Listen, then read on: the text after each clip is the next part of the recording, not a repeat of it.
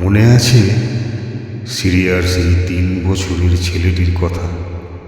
বোমায় ক্ষত বিক্ষত শরীর নিয়ে মরে যাবার আগে যে বলেছিল, আমি ঈশ্বরকে সব বলে দেব।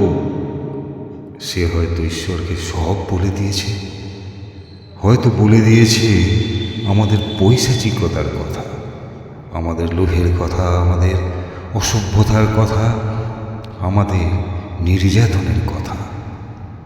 আমরা মানুষ মেরেছি হাজারে হাজার। আমরা একে অপরকে ধ্বংস করার জন্য মারণাস্ত্র বানিয়েছি লক্ষ কোটি।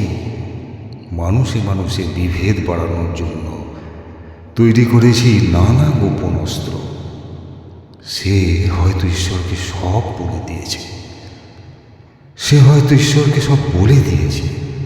বলেছে সেই পাখিটির কথা যে আর আকাশে ওড়ে না, বলেছে সেই আকাশের কথা যে একদিন নীল ছিল, বলেছে সেই বাতায়নের কথা যে একদিন নির্মল ছিল, বলেছে সেই পৃথিবীর কথা যে একদিন সবার ছিল।